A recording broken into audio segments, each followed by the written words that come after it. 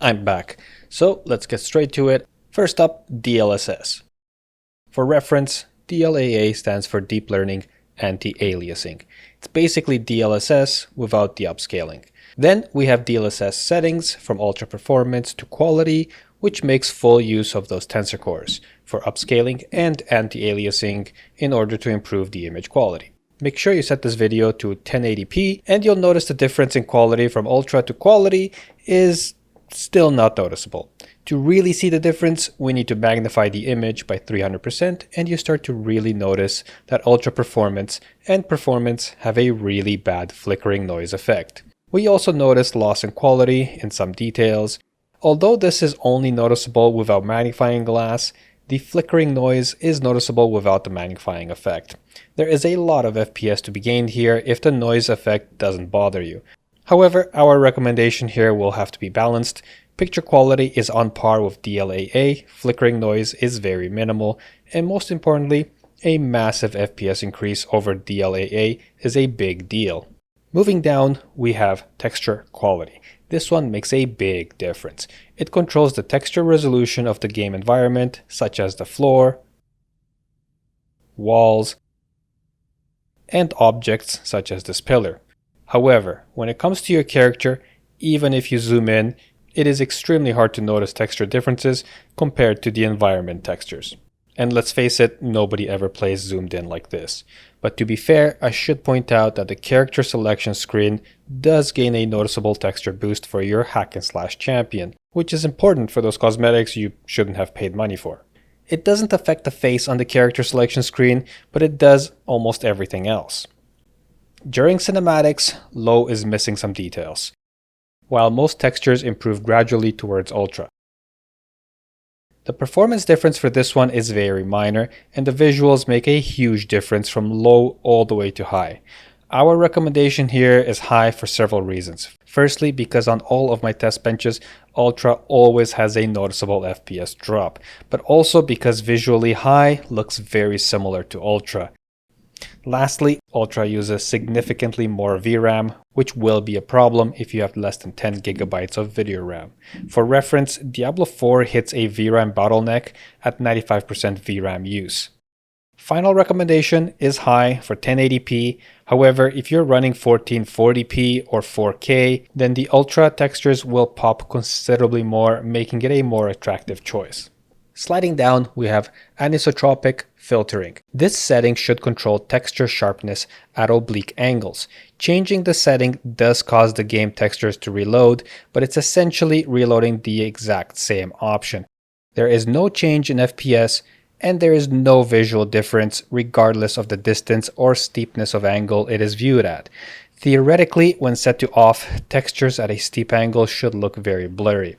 I tested this in many different environments, on cinematics, on the character selection screen, and more. Unfortunately, this setting is a dud, so no matter what you pick, it'll basically work as if it's set to 16x anyway. Thus, recommendation here doesn't matter, but the game forces us to select a choice, so recommendation will be 16x because in the unlikely event that Blizzard fixes this setting, recommendation will most certainly still be 16x. This is because modern RTX cards can handle high anisotropic filtering with near insignificant performance loss. Next up, shader quality will mostly only be noticed on bodies of moving water. Medium and high are always the same visual and performance, while low will have a horrendous texture for flowing water. It's honestly so blurry and low res that it clashes with everything else in the environment. Given the performance difference is generally a loss of under 1% frames on all of my test benches, the RTX 3080, 2070, and even the GTX 1070, it's surprising Blizzard doesn't just remove this setting and default it to high.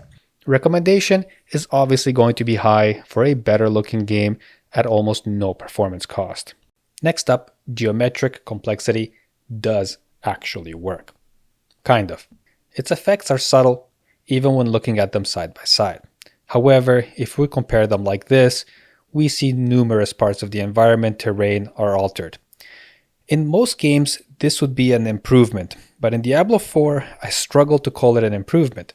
I could nitpick and show some minor portions that are a slight improvement, but then I can also show you parts that are a slight downgrade. So it's hard to justify any performance loss for this one. Keeping with the trend of many Diablo 4 settings, going from medium to high does absolutely nothing here as well. Before the final recommendation, I do want to stress that even though we know exactly what differences to look for here, and knowing that the visual differences are plenty, we still don't actually notice any of them without this rapid image flipping comparison. What's truly crazy about this setting is that the FPS difference can range anywhere from a 1% FPS loss to a massive 10% FPS loss, even on this RTX 3080. Recommendation is a strong and definite low. There is so much to gain here for a visual difference that is not noticeable. Terrain geometry details should not even be a setting here. Geometric complexity from above relates to the number of polygons and vertices used in objects and terrain. Basically, the previous setting already does what this setting's name implies it will do. Regardless, let's take a closer look and see what's actually happening here. In the majority of environments, there is no FPS difference and no visual differences either. However, the setting isn't broken, it's just poorly named, because in snowy regions, we do get a drop in frame rate. Unfortunately, once again, I struggle to call this a visual improvement. Certainly nothing worth losing frames over. Recommendation is a definite low. Up next, we have Clutter, which comes with a sizable drop in FPS from off to highest, approaching a loss of 15% of our frame rate. This setting only affects grass. Low introduces some grass, medium brings absolutely nothing more to the table. Turning it up to high not only gives the grass more density, but also adds shadows from the sun. The last highest setting, this one won't actually be visible in the daylight. But when there is no sun, the highest setting is where shadows are added. Since this shadow comes from the anglerfish light bulb effect, the shadows are generally unnaturally long and very reactive to your movement. I should mention that the grass does react as you move through it, regardless what the setting is set to. This is a tough recommendation. The highest setting is unrealistic with overly long and strong shadows that move as you do. Final recommendation will be medium for a nice balance between performance and visual quality. Hopping one more down, we have fog quality. You'd expect this one to improve in-game fog quality. Spoiler, it doesn't. The frame rate is usually unaffected from low to high. However, in some areas, there is a noticeable drop in frames. So why does this setting do this? Well, it changes how fog is calculated, but visually it's indiscernible. Recommendation will of course be low, since this setting really has nothing to offer in-game aside from the occasional FPS drop. Next up is a fun one, fur quality. Should obviously improve the quality of fur in the game, but it does nothing of the sort. Even zoomed in, it does absolutely nothing to furry creatures, or the fur you're wearing, or even your scruffy druid. This is confirmed by the FPS performance being exactly the same across the board. Just to be sure though, here is a druid in dire need of a haircut. Still unsatisfied, I found the furriest thing in the game and let it chew my face, while we confirm, yet again, identical FPS numbers. Alright, so what does fur quality actually change? Well, it affects the quality of fur in cinematics in a way that is barely worth mentioning. It also affects the quality of fur on the character selection screen. There is up to a 14% FPS drop on the character selection screen, but given that this won't have any negative effect on performance during in-game action, makes the recommendation high. Next up, reflection quality does, you guessed it, nothing. It does not change your character's quality of reflections or the quality of reflections of anything else in the game either. Frame rate also remains exactly the same. Of course, the recommendation for reflection quality will be low because reflections in Diablo 4 are abysmal regardless of your setting here. Now, screen space reflections does actually work. It will enable or disable rather poor reflections on mostly water surfaces at a performance drop of up to 6% in frames. It's worth noting that there are very few reflective water surfaces in the game, and even fewer other reflective surfaces. This is one example, and not only is it always this unimpressive whenever it's not on water, but it always looks better set to off as well. Recommendation is off, not only for the extra FPS performance, but also because the quality of reflections in water are so poor that it just adds poor quality visuals to an otherwise great looking game. Once you see the quality of reflections from ray tracing in my other videos, it's hard to unsee how bad screen space reflections is. It just stands out like a sore thumb against the rest of the game textures. Recommendation is off. Next up, the Anti-Aliasing Quality setting aims to reduce jagged edges on objects by smoothing their appearance. It's important to know that DLSS and FSR have their own types of anti-aliasing incorporated. As a result, if you're using DLSS or FSR, then changing the anti-aliasing quality here won't affect anything.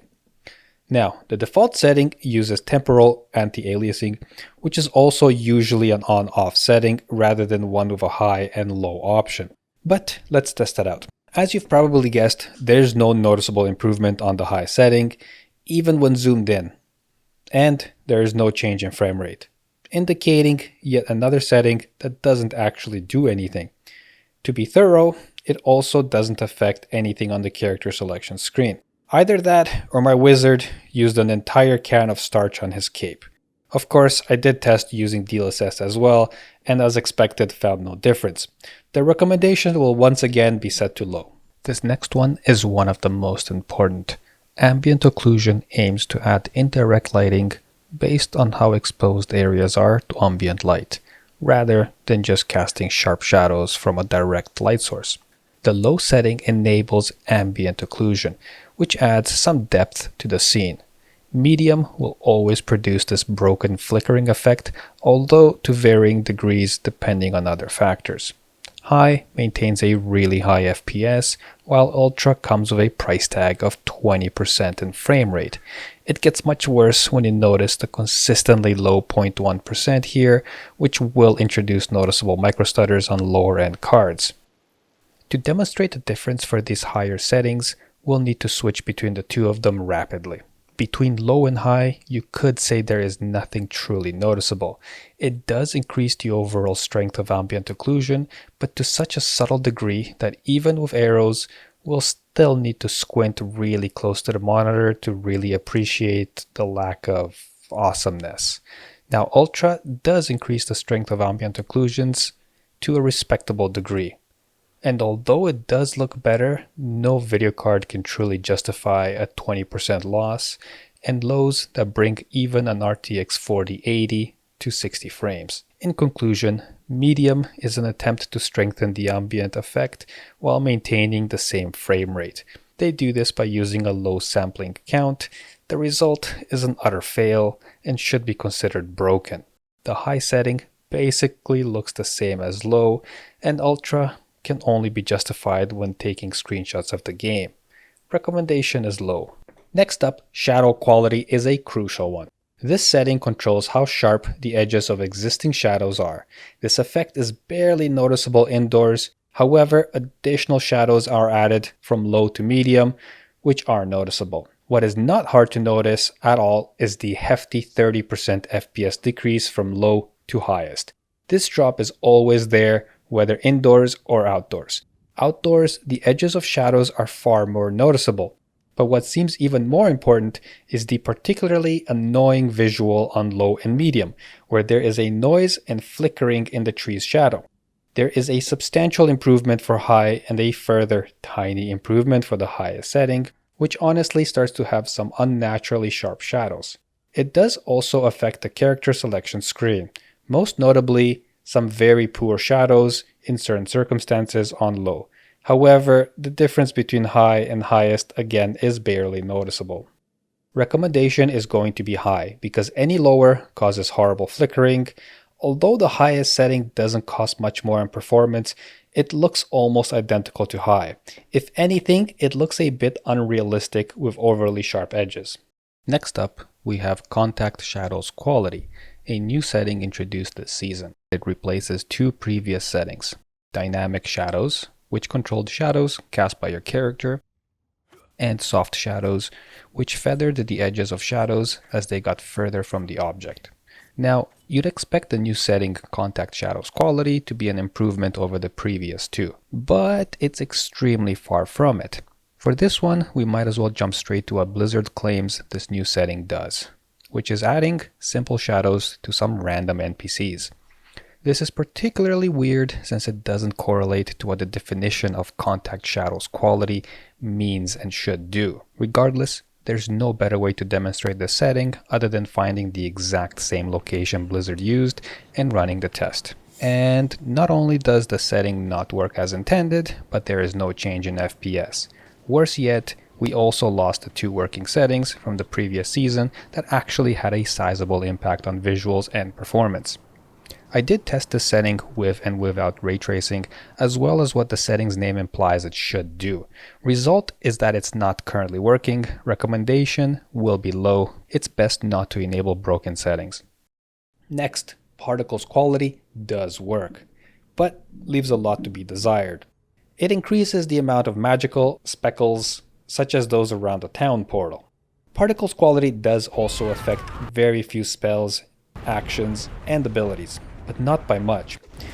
If I don't pause or slow the action down, it's quite likely the extra particles wouldn't really be noticed. Every spell you see here is affected by the setting, so you get an idea of the subtlety during the normal pace of gameplay.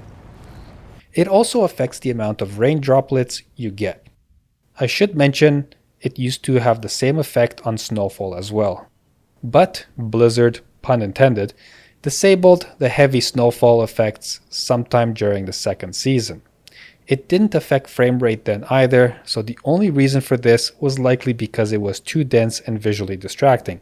In summary, frame rate difference is negligible across all series of RTX cards. Meanwhile, visual differences are quite small. Recommendation will be high. It's basically a free visual improvement. Water simulation quality. You'd also expect to affect the quality of water, but it's just another setting that does absolutely nothing.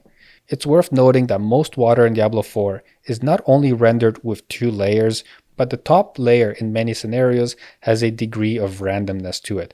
So although I can't synchronize the clips in every scene to be identical, it doesn't mean there is any visual difference between low and high. This is further verified by the fact there's no change in FPS. Recommendation this time will be for low. Next, physics quality. Should improve how falling or exploding objects interact with each other and the environment. Now you might think changing this is why the final resting position of this debris is different. But if we run it again, even on the low setting, we see the physics are random. I did also test physics quality on corpses and various objects, which mostly defy any notion of interaction with other objects or even your character. Conclusion is that this setting does nothing. Combined with the fact performance is unaffected, leads to a recommendation setting of low once again. Up next, distortion. We'll add shimmering heat to very few forges and fireplaces in the game, and I mean very few. About 80% of the forges and fireplaces don't actually have this distorting heat effect. It's also extremely rare to find this effect in other areas of the game environment. This one is among the most noticeable. Distortion does not affect any spell, which is a really good thing because if it did, there'd likely be a major frame drop. The FPS loss is certainly more than expected for this setting, but it only affects performance when there is distortion on the screen. You'll mostly encounter distortion in town where microstutters are more common and FPS is naturally lower. Thus, recommendation is to disable this one and hopefully make those town runs fractionally less cumbersome to load. Last up, we have low effects, which actually does a lot. I'm going to slow down this footage because a lot of this happens really fast. Low effects reduces the visual effects from skills, actions, and most noticeably spells. Keep in mind, not all spells will have a low effects alternative. One of the things Low Effects does is to override the particle quality setting and instead just turns off particles altogether. On the performance side of things, the difference is very small. Surprisingly, this was consistent across all three of my test benches. So you'd need a video card that is at least 10 years old to get any meaningful benefit from disabling this.